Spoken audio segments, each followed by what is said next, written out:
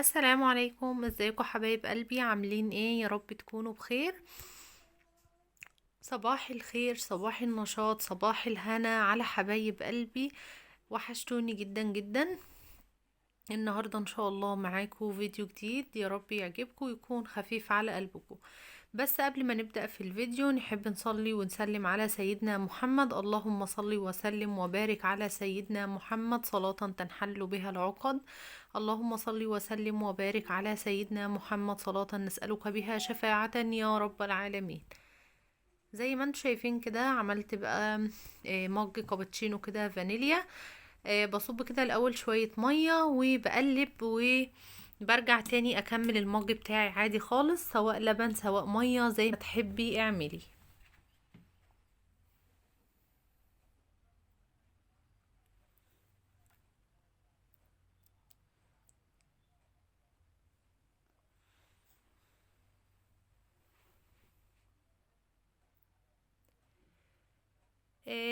جبت كده باكوين بسكوت اللي هو السادة، اللي هو بسكوت الشاي. النوع ده بصراحة اللي هو دوني ده عادي بشوية، مش من البسكوت اللي هو المسكر قوي. ودي اكتر حاجة بتعجبني فيه.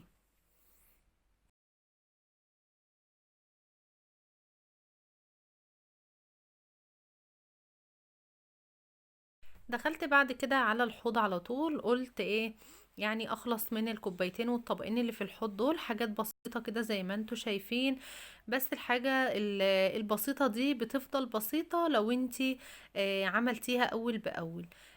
لو كسلتي وقعدتي بقى ويعني قلتي لا ده انا سقعانه بتاع وفضلت تحت البطانيه، صدقيني مش هتكسبي حاجه غير ان انتي هتزيدي خمول وهتزيدي تعب، والبيت هيبقى كله طاقه سلبيه. لان طبعا الحاجات دي يعني يعني في البيت بتدل على عدم النظافة، فبتحسي بقى ان انت ايه، الدنيا واحدة في واحدة هتتكركب معاكي، والدنيا يعني هتبوظ منك خالص ومش هتعرفي تسيطري. كل ما هتقومي بقى بعد مثلا كام يوم كسل وتبصي حواليكي هتلاقي الدنيا متكركبة حواليكي. هتبصي تلاقيكي ايه، يعني زدتي كسل، مش هتقومي بقى اتنشطتي، لا هتزيدي كسل.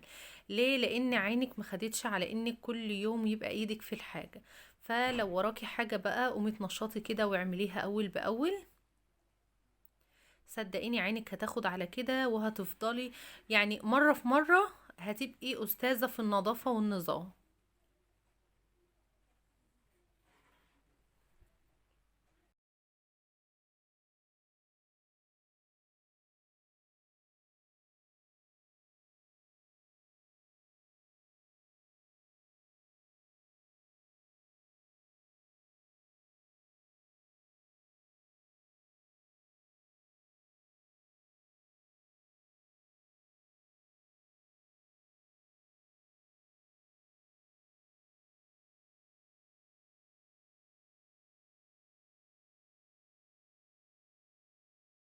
دخلت على الركنة بقى اول حاجة، لان احنا كنا اليوم ده يوم الجمعة. بحب ابدأ بالركنة. ليه بقى؟ لانها يعني مفتوحة على، يعني يعتبر ان هي مثلا فيها كذا باب. فبولع بقى البخور وبحطه فيها، بتعطر لي الشقة كلها. فلمعت الترابيزة وفرشت بقى مفرش نظيف.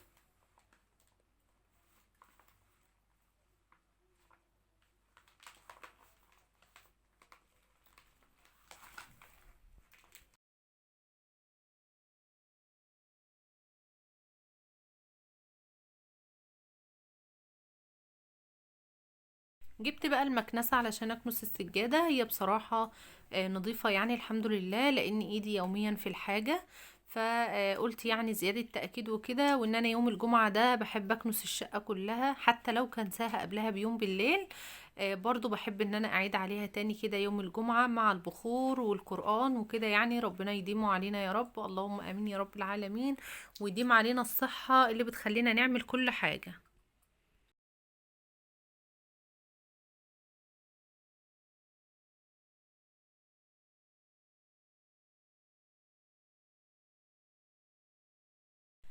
اهو كده حبايب قلبي الركنة متظبطة الحمد لله، ظبطت المفارش والتكايات وكل حاجة بقت زي الفل. بظبط بقى دلوقتي الركن بتاعي.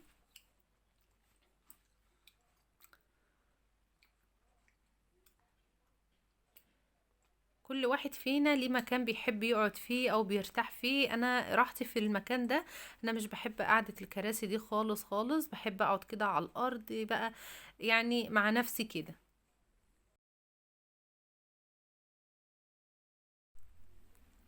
ولعت كده عودين بخور.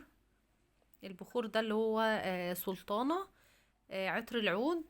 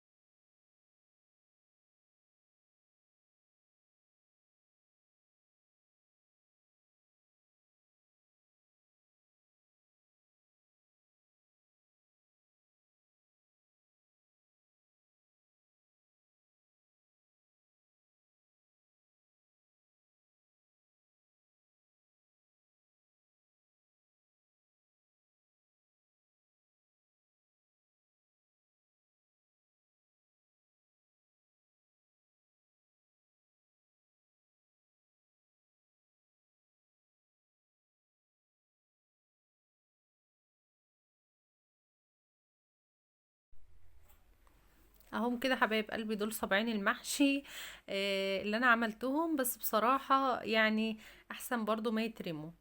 اهو حطيت بقى شوية الرز الروان ورجعت تاني يعني حشيتهم.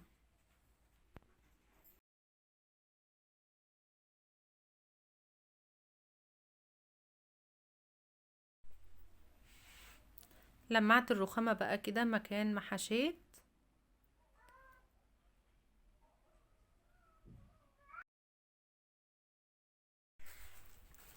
كان عندي فرخة بقى اللي انتوا شايفينها ديت.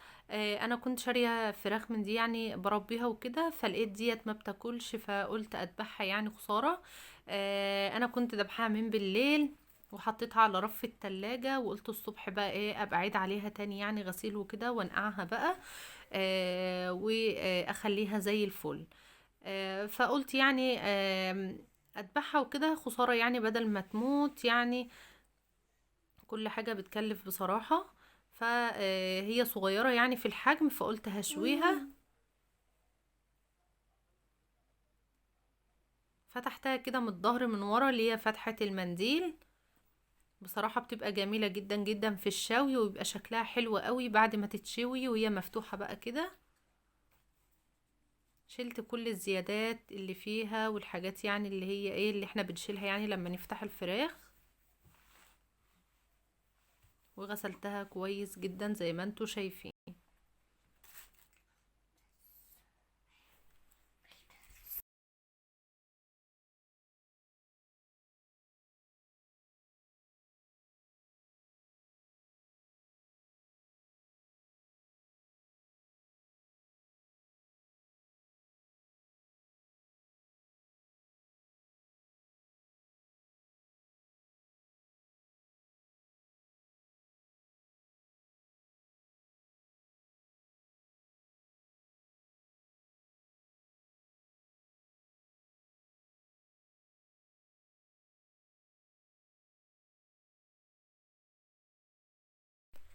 غسلت كده بقى طماطمايه وقرن فلفل احمر وبصلايه كبيره، غسلتهم وقطعتهم وهفرمهم بقى في الكبة علشان هشوي يعني الفرخة فأتبلها يعني.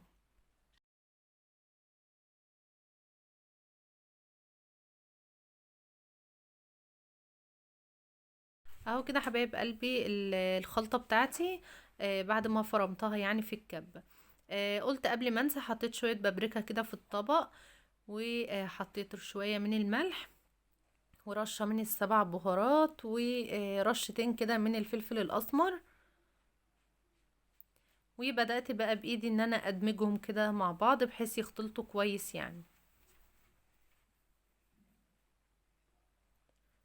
وهجيب بقى الفرخة بتاعتي وهبدأ ان انا احشي بقى البصل والخلطة ديت يعني في الفتحات اللي انا عملتها للفرخة وللجيوب اللي هي تحت الجلد دي.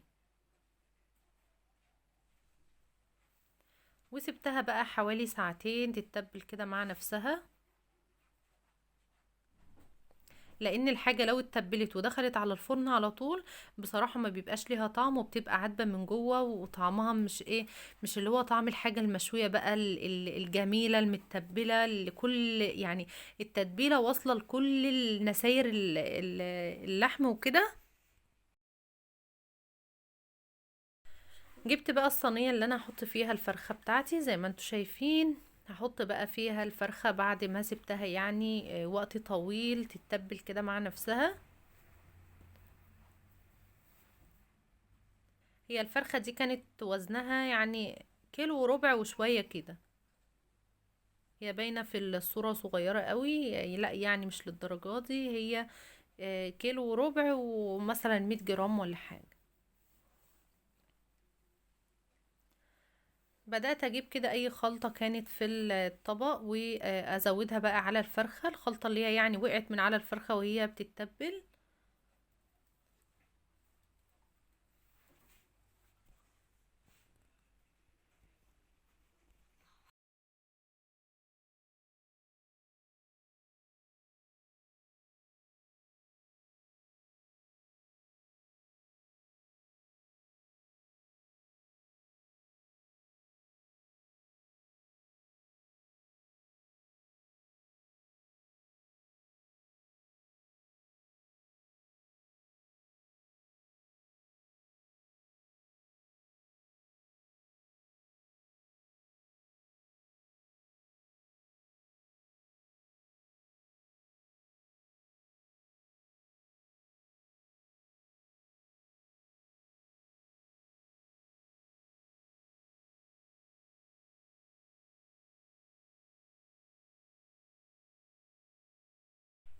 ده ورق الكرنب بقى اللي انا سلقته اهوت، سلقت ورق يعني 3 ورقات صغيرين، قطعتهم بقى كده، انا بحب صوابع المحشي تكون صغيرة.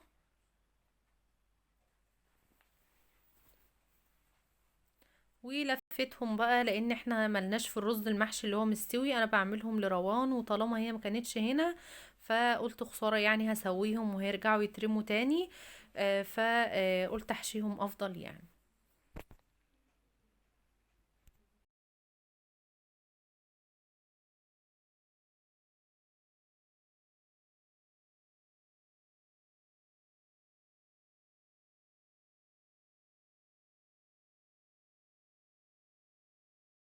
حطيت بقى الصينية بالفرخة على عين البوتاجاز من فوق، قلت تاخد غلوة كده، وبعد كده ادخلها يعني على الفرن تاخد بقى بقية السوا وتاخد اللون من فوق.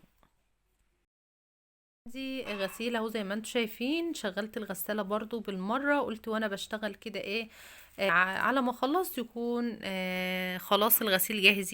طلعت بقى على الصالة علشان كنت عايزة اغير مفرش الترابيزة، احط يعني النظيف اللي هو مغسول. كانت شنطة روان على الترابيزة، فقلت ايه بما ان الغسالة شغالة يعني احطها فيها بالمرة. بدأت كده ان انا افضي يعني اي حاجة على الترابيزة علشان اشيل المفرش.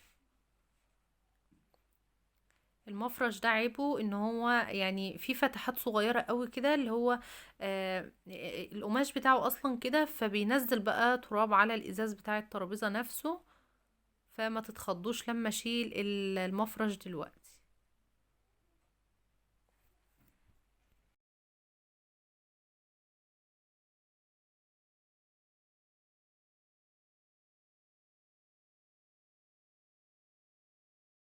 مسحت كده الازاز يعني مسحة اولية كده بفوطة عادي خالص. وقلت بقى لمعه يعني قبل ما يعني التظبيطة الاخيرة خالص ابقى لمعه بقى بملمع الازاز.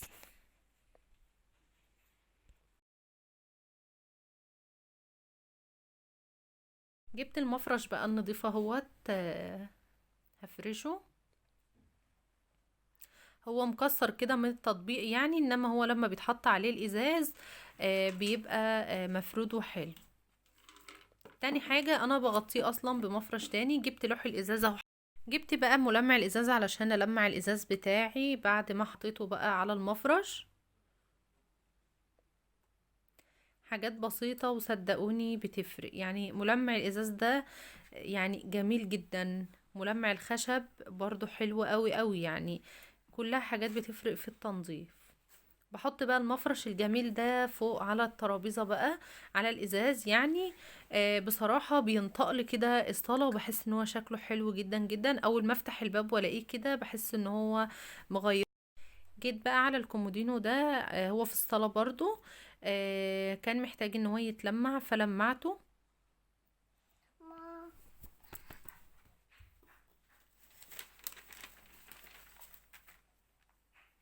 انا حاطه في الدرج بتاعه البخور بقى والفحم وكده.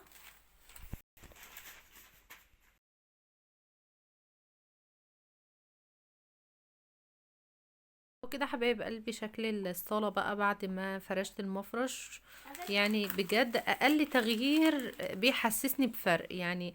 انا شلت مفرش وحطيت مفرش، بحس كده ان انا عملت حاجة وان في حاجة يعني جديدة كده في المكان.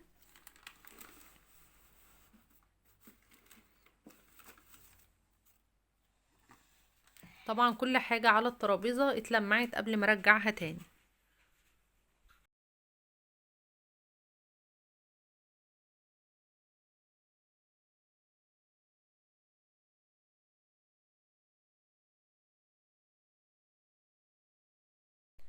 كان بقى الغسيل في الوقت ده جاهز، فبدأت بقى ان انا المع المنشر كده وانشر بقى الغسيل بتاعي.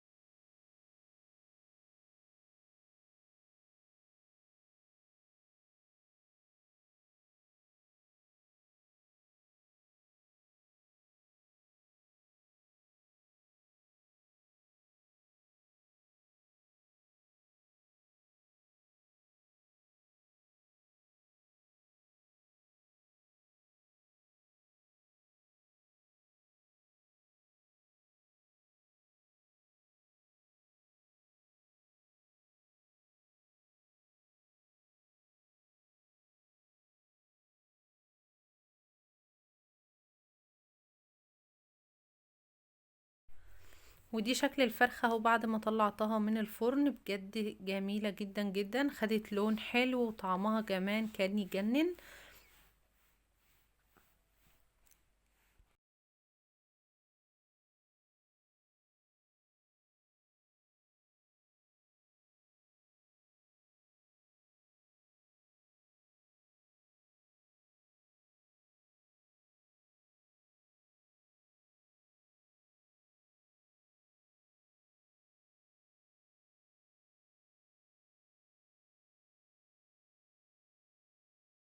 في الوقت ده بقى كنت رحت عند ماما بعد ما اتغديت كده. في الوقت ده كان قبل المغرب يعني، فلقيتها قاعدة قدام الفرن بقى بتعمل قرص طرية زي ما انتوا شايفين كده. هي القرص اصلا مش محتاجة يعني ان انا اتكلم عنها، هي بتتكلم عن نفسها. ما شاء الله لا قوة الا بالله. هو اصلا اي حد يدوق القرص بتاعت ماما دي بيتبهلل عليها. فما شاء الله عليها يعني، ربنا يديها الصحة والعافية. لو حابين الطريقة وانا ابقى اصورها لكم معاها ان شاء الله بإذن الله. وكده حبايب قلبي هيكون الروتين النهاردة معاكم خلص. يا رب يكون عجبكم وتكونوا استفدتوا. لو عجبكم بقى وتشجعتوا ما تنسونيش بلايك واشتراك في القناة علشان يوصلكم مني كل جديد. اسيبكم في رعاية الله وحفظه. السلام عليكم.